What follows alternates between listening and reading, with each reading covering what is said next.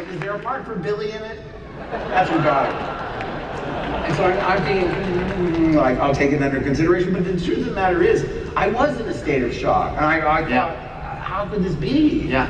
I couldn't say yes or no, but what was really interesting was later I thought, it's not like a choice, it's like it was like I was drafted. I said, can you imagine if for some reason I said, I don't think I want to do it? I would have all of you surrounding my house like villagers in a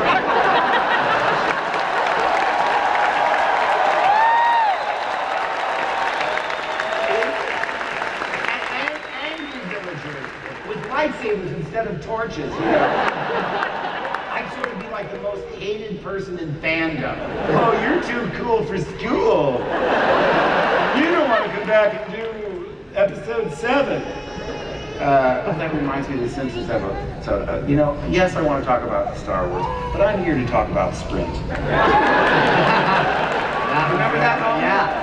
He's talking about Star Wars. Shut up, you nerds. He's trying to save you money on long distance. See, that was one of my favorite spin-offs from Star Wars, was doing The Simpsons. I mean, I was a fan since the Tracy Ullman shorts. Yeah. And it's your picture on your little picture, your avatar on Twitter and such, too. Yes. So we can follow you on Twitter, correct? And yeah, Hamill himself. Hamill himself. And I picked the Simpsons picture because, I mean, it's one of my all-time favorite things, and the cartoon looks much more handsome than that. So, okay, let's go to another question. How did it feel to be back on a practical working Star Wars set? You know? Well, see, now here's the thing that I love, is that this film is the first of the Star Wars films that's actually in the hands of someone who grew out of fandom, see? Yeah. So he feels the way you feel in terms of wanting practical effects, real sets.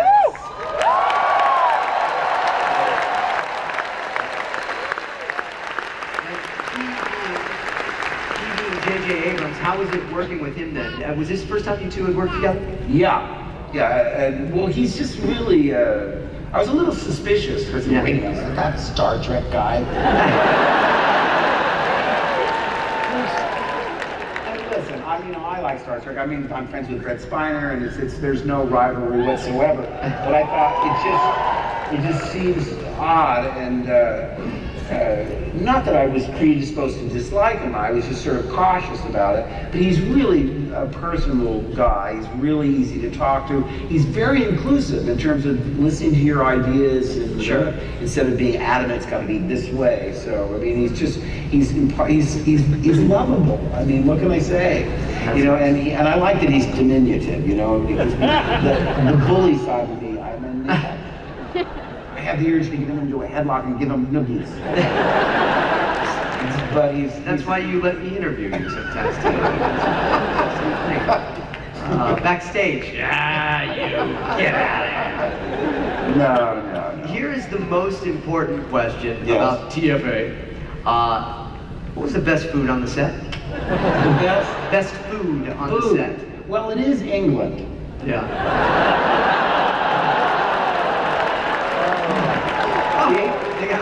They just wrote their own jokes.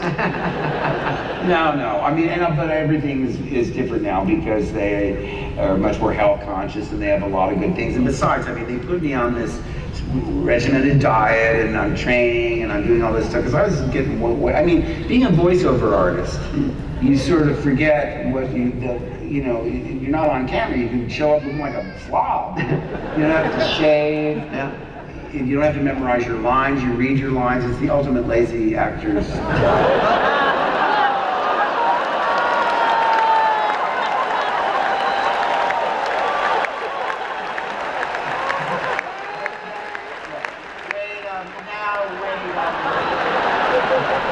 I'll take over your show. I want to be behind that desk. You sit in this chair. No, listen, I don't mean it that way. What I'm saying is, it's just when I first did voiceover, I thought, oh my God, this is so close to radio, theater of the mind, where you don't have to resemble the way your character looks. Sure. I mean, you have a resonant voice. You do everybody from Michael J. Fox to your Obi-Wan, the Clone Wars.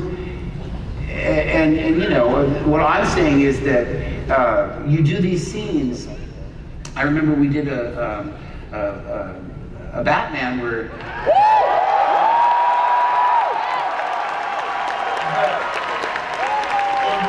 it was a scene where Joker and Batman get into fisticuffs in a helicopter. The helicopter crashes into a casino, slides across the floor with people fleeing and explosions also. And when I'm reading the script, if this were a live action film, this could be weeks and weeks of filming.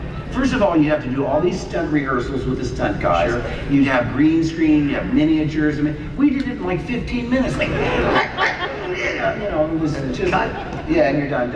Yeah. So what I'm saying is, I really am protective of the voiceover community because people think, oh, they just do funny voices. No, they're really good actors. I mean, I go when I'm a fan, and I'm telling you, you go to these sessions, and you're just astonished at the talent. You know, I mean, I'm a great audience, and I go in and with Jim Cummings, Taylor, Maurice LaMarche, and Billy West, and Rob Paulson, and Jeff Bennett, and Tress MacNeille, and Tara Strong, all of these people. Yep. You think, I mean, they have hundreds of characters inside of them. It's so entertaining. When I go to a regular show, I just laugh for 4 hours. Well, not as Skips. He's so deadpan. What does he sound like? It's like, okay, Skips is like, hey, you guys, stop acting like morons.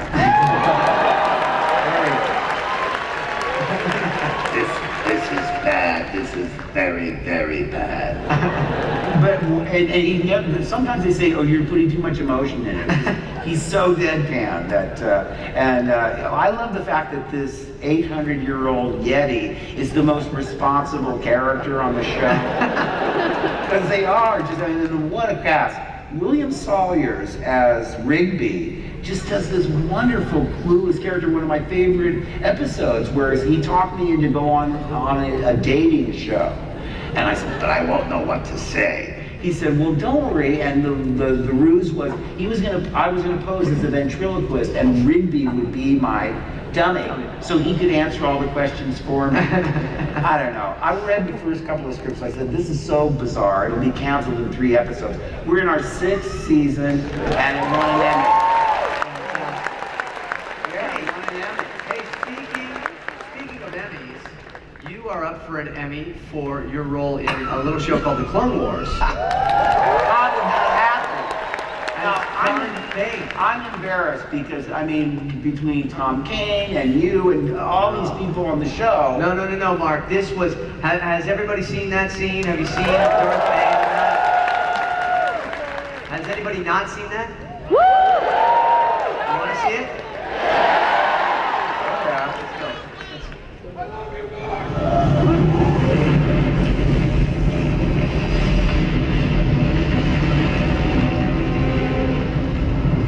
Why do you come to my tomb, Jedi? To learn. Do you know who I am now? Yes. Darth Vader. The ancient Sith Lord, you are. And know why I am not forgotten? Created the rule of 2. You did. The Sith killed each other, victims of their own greed. But from the ashes of destruction, I was the last survivor. I chose to pass my knowledge on to only one. I created a legacy so resilient that now you come before me. Have you come to be my apprentice? You must kill me to gain my place. Dead you are already. Then what stands before you? An illusion. Real you are not. You do not fear me. No. Exist you do not anymore.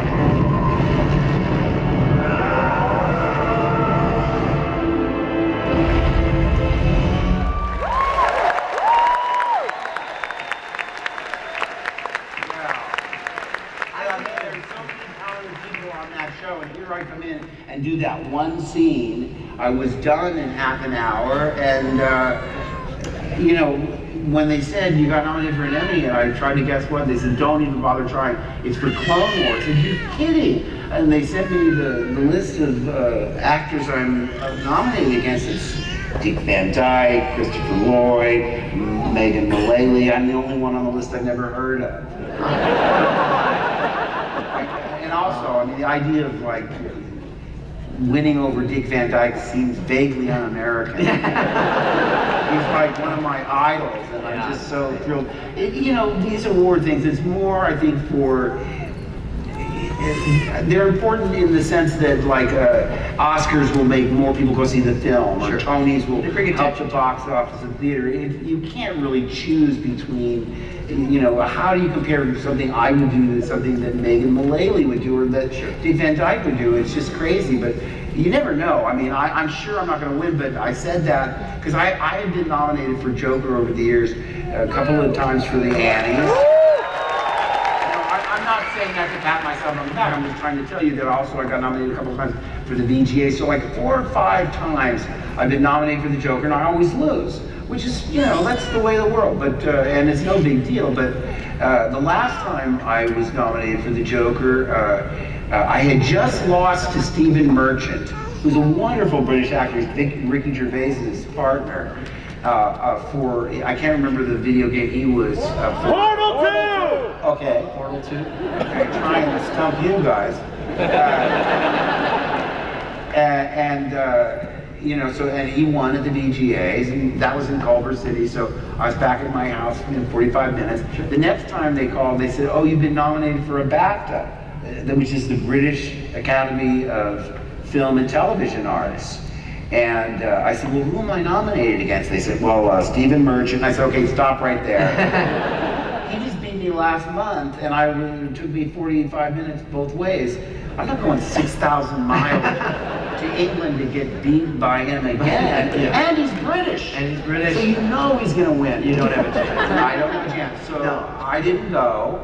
And my wife said, oh, come on, let's go. We can go shopping. Like, who are you talking to? You should be talking to Chelsea. She's your shopping buddy. But so I didn't go, and I was pulling into the driveway, and my phone rings. I said hello, and it was Paul Crocker, who was one of the major directors and writers of Arkham, and he said, "Hey, look, it's Paul Crocker. You won, mate." I said, "What? You won a BAFTA."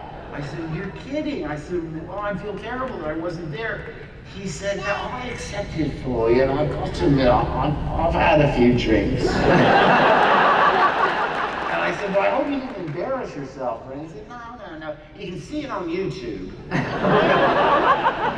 You better mind yourself, because everything's going to wind up on YouTube eventually. But that's right. Yeah. So and speaking of YouTube, would it be all right if we took some questions from all these fine folks love here? it. Love and it, they love can it. put that, they'll see that on YouTube and go, I talked to Mark Hamill. So let's open up the floor to questions. Where is Mark? James, I'm right up the middle, Right in a up the middle. nosebleed. Yes, wait. Can you see me? Yes. So where is I'm giving the nosebleed some love. Mark, you see up there by the green lightsaber? Oh yeah. I threw my back out also. Uh-oh. I've got Paulina up here. Paul Dini? No. Not Paulina. Hi, I'm Paulina. Paulina. Oh, okay. Hi. Hi. Oh my god. Be great if it was Paulina. If it was, what's your question, my dear? So you've been to a lot of conventions, I know. I'm just wondering, what's your most awkward run-in with a fan?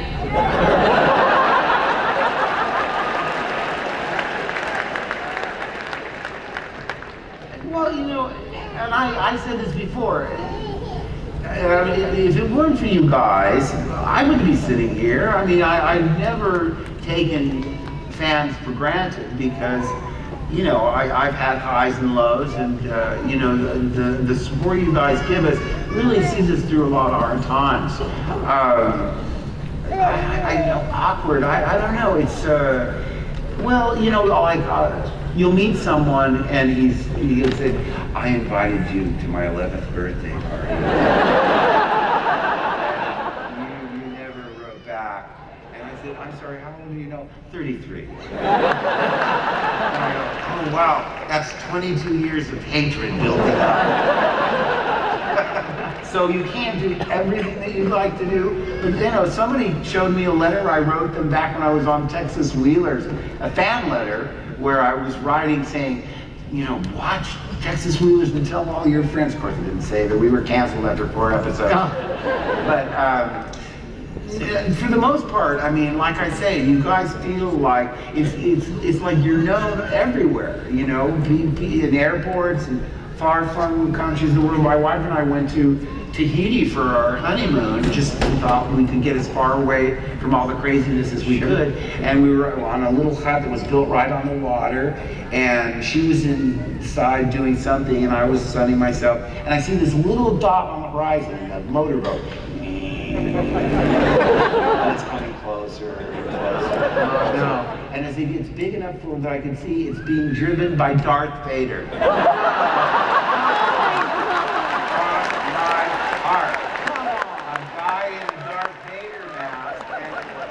I said, honey, come out here. You're not going to believe it.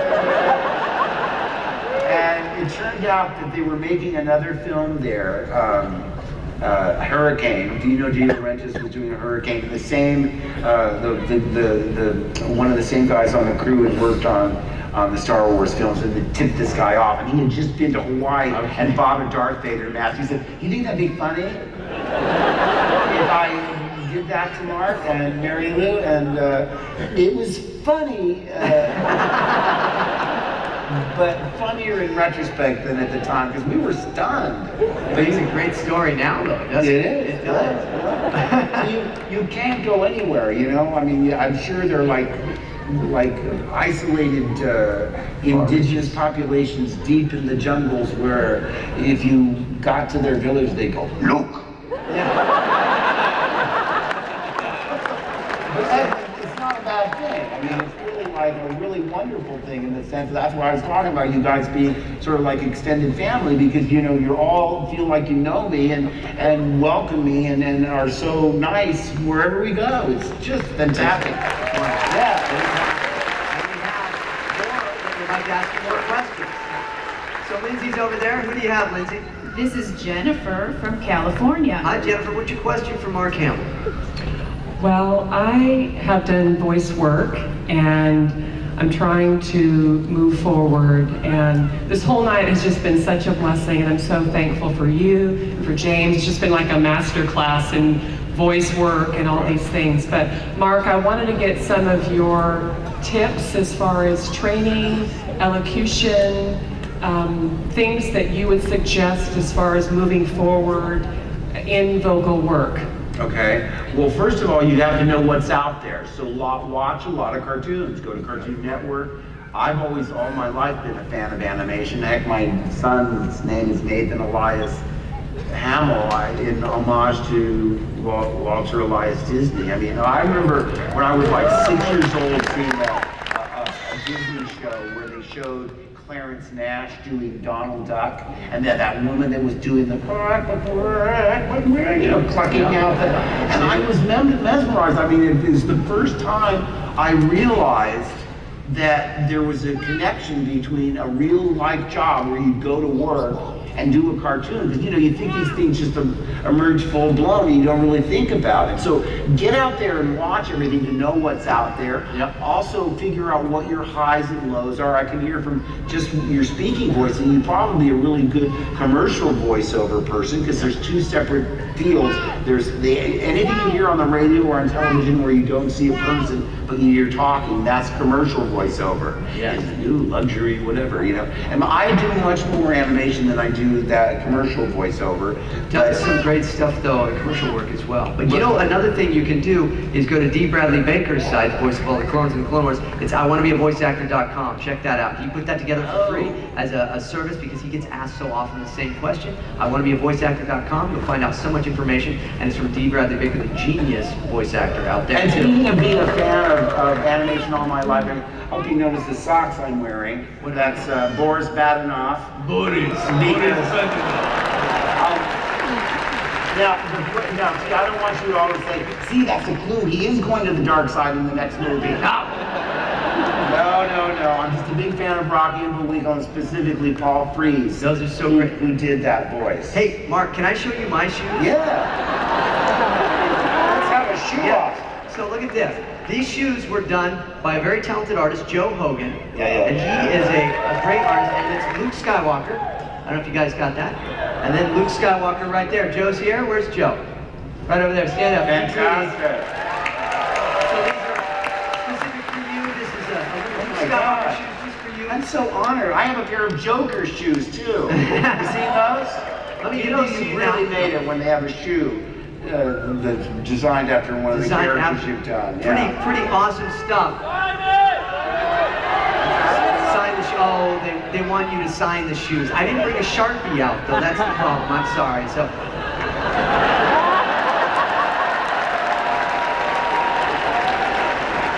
Thanks, Dad.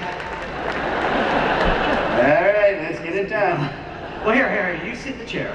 I'll do this so you don't have to. Ridiculous here. Now, All come on. right. You can sign on that. Okay. Now I don't want these to show up on eBay. No, I promise. These are going in a glass.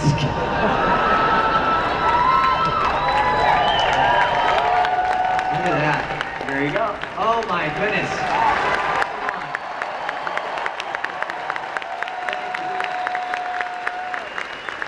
Thank you.